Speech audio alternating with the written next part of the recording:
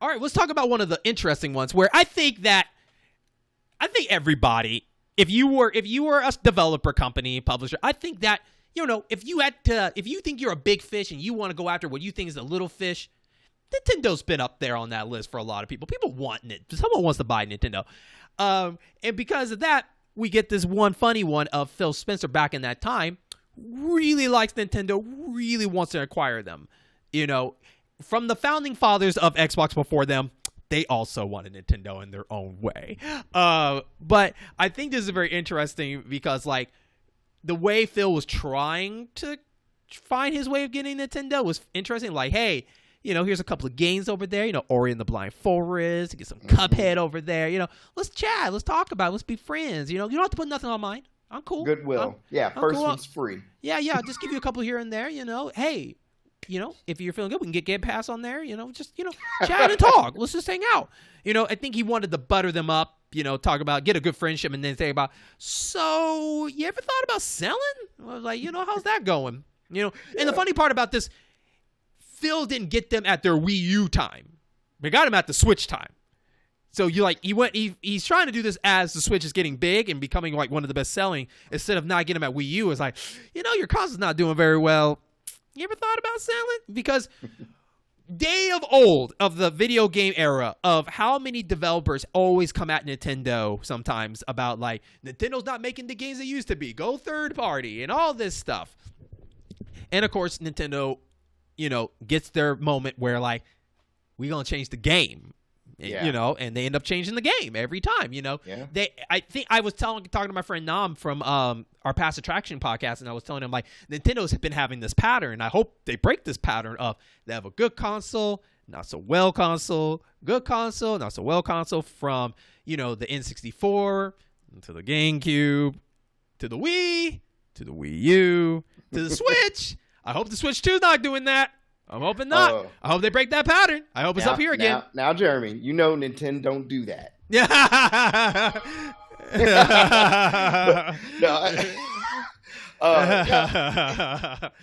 it happens, it happens. Yeah. No, but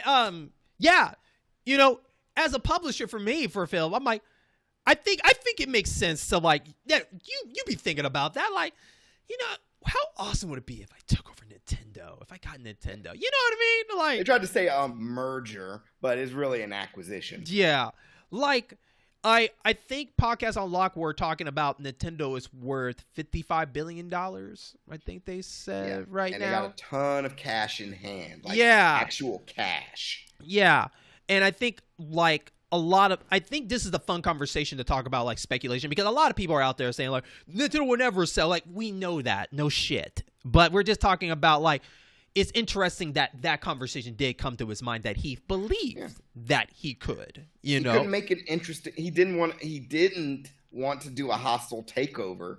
And yes, like you said, a lot of people say Nintendo would never do that. Well, here's the thing. A lot of people don't understand. Nintendo would not do that because Eastern or Japanese businesses, Western businesses are very different in the way they run things. Japanese businesses, extremely unlikely to sell part, if not completely, to a Western company. Absolutely. In fact, if that happened, I read an article about this, the Japanese government would probably say, hey, you businesses, pool your money together, outbid Microsoft. We can't let Nintendo, which is over 100-something years, or about 100 years old, or over 100 years old. Yeah, and like iconic of Japan. Yeah, like an iconic thing in Japan, right? The fact that all the moms for a long time called the game consoles Nintendos, despite them doing different things, is tantamount to that.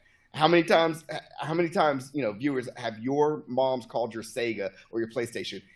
Turn that Nintendo off and get outside. I think one of the things Xbox Phil Spencer said in one of his leaks, and please correct me down below for the people that are watching this, is that he believed that Nintendo could make more money, and they believe with Xbox to acquire that they can bring that money up to a high. And I'm like, sure, I guess you're not wrong in that way. I'm not going to argue that Nintendo did not make the best choices when it comes to certain decisions of finance and stuff like that. But at the same time, they're still doing well. They're not like in the hole. Like the fact that they took a lot of hits with their consoles, including the Wii U, Virtual Boy, you know, the GameCube, which it was a powerful console, but still didn't do very well. And critically acclaimed. Yeah, still did well due to the Wii and the Switch that made up for those losses in some sort of way. And still hold on the most iconic, like, mascot gaming characters of, like, all time. Yeah. Nintendo so, like, can commit 5 Wii U's in a row and still be profitable. Now, if Xbox was somehow in some way made more money and more successful than Nintendo, maybe just a small percent, maybe that could be a possible conversation of that situation. But Xbox has never succeeded overall of Sony and Nintendo. You know, the fact that Nintendo still, you know, to this day can still bang out money and not being as powerful. Like, their strategy of selling their consoles is more of the uniqueness of their stuff, more than just straight power. Here it is. Yeah, they really do abide by games sell consoles. Yes. And even we're not counting all of that. Let's say Nintendo says, yeah, sure, what the hell, let's sell. No trade commission in the world would allow that to happen. Can you imagine how much that would set off all the monopoly alarms? It's like, oh, Microsoft owns Nintendo now. Well, market's almost all but screwed at that point.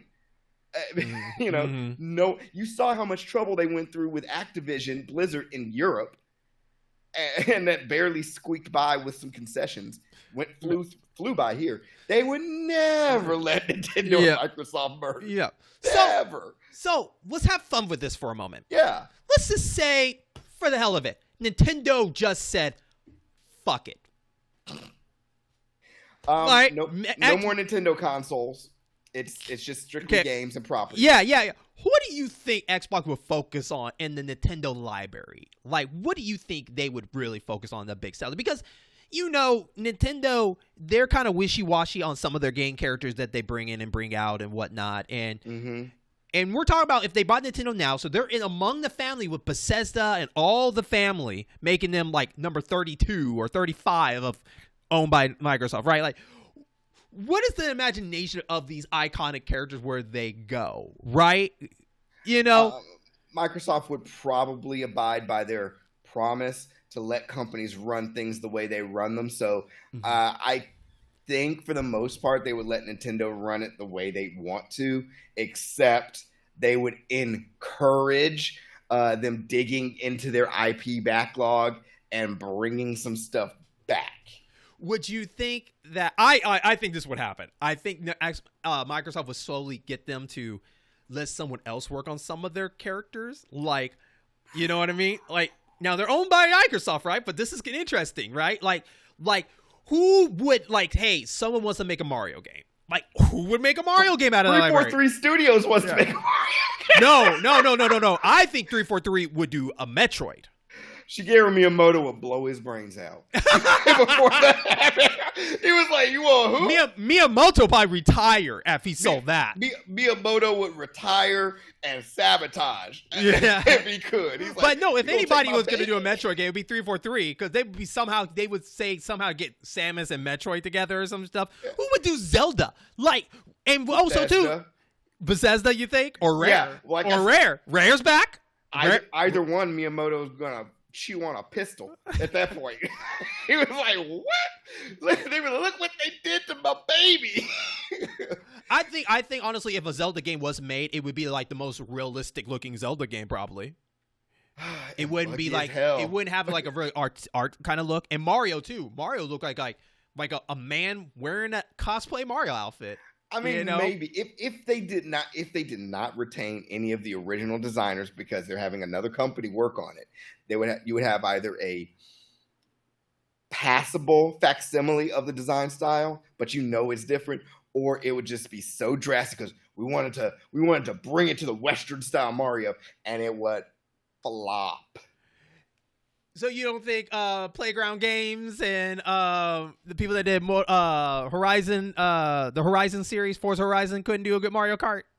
I'm not saying they couldn't do a good Mario Kart. It'd be a really good looking Mario Kart. Yeah, a very good looking one. It'd be like an open area like a Mario Kart. Can you imagine that? Like basically Diddy Kong Racing with better graphics. Yeah, hub world. Hey, maybe they should do Diddy Kong. That would be awesome.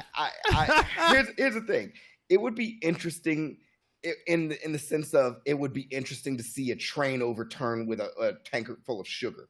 You know, it's still bad, but you would just kind of like, huh, ain't that something? Yeah. I don't know. There's something about how Nintendo, like for example, in Mario Wonder, they just let their designers go. It's like, hey, finish it when you finish it. I don't think with a company like Microsoft that they would stay hands off and resist micromanaging for too long. And so you're saying even now, because like one of the biggest issues, like they've been hands off hence Redfall, but with Nintendo, I think like you said, like Nintendo can take care of themselves, right? Nintendo I would say, especially with their really close properties, Nintendo always has at least one hand on the wheel. Yes. Microsoft is like, hey, just make some content for our games, right? Right. Yeah. And then that's kind of how you get Redfall. Luckily, they're still continuing working on Redfall, but I think Microsoft would maybe overcorrect. It's like, it's Nintendo, right? Their online would be better. Can we argue that? Online infrastructure, it would be better. I would love for Nintendo now to take Microsoft's online infrastructure and just plop it into their data center. It's like just take that. It's like, hey, we'll work with your Azure centers. And let's just take that and plop that in and have steady servers all over the place. But hey, at least if that did it will never happen. But if somehow in a weird way if it already did happen, at least Rare would at least like get to, they're like the next trusty people. You would get a new Star Fox like that is a successor to the 64 one, right? Oh no, actually this would be hilarious. Considering F-Zero 99 dropped last week. Star Fox 99. It just shifts dogfighting and shooting the hell out of each other. Actually, now you're funny that you mentioned. I would actually give Forza a chance to do an F-Zero game. I don't think they have nothing to lose with F-Zero. Sega did a hell of a good job. They did. But I'm just saying, like, and apparently there's not been another one ever since. So, like, I don't know what happened with that. They did so good. There hasn't been an F-Zero since in 20 years. If is there a studio in there that could maybe do the best they could? I think Playground Games could do something with F-Zero. Yeah, I mean, I've played Horizon, Forza Horizon, the latest one. Mm. Beautiful. Mm-hmm. Hell, even just Forza Motorsports, beautiful and controls well. They essentially, I think they've dethroned Gran Turismo. Oh, hands down, I agree with that. Yeah, I agree with that. I mean, Gran Turismo is still good games, but they come out so infrequently and so it's just so staggered that Forza just slipped in there and said, I'll take that ball. So I would be interested to see them if they could an F-Zero game. I think they would be better off doing an F-Zero than a Mario Kart game anyway. Mm-hmm. And the biggest thing is they would have to blend Forza Horizon with Forza Motorsports to really hit that sweet spot, like arcade-ish controls, but if you really want to get in there deep and screw with the engines and all that other crap. And then my last question is, what about your beloved Fire Emblem? Like, Fire Emblem would look pretty awesome if it was like if the new Switch 2 comes out and it's true what they said, Fire Emblem's going to look mighty nice. I mean, I think games look good. I think it could, depending on the engine they use. But here's the thing. I mean, I noticed that something we keep defaulting back to. The graphics, how good it looks.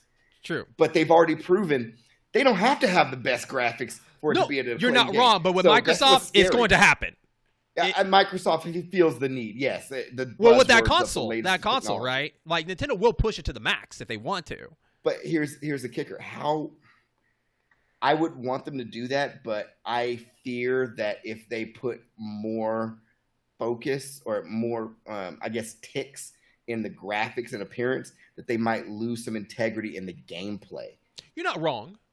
That's my fear. I'm not saying it will happen. It could happen. I would hate for there to be a really bad Fire Emblem game. They've had such a good track record.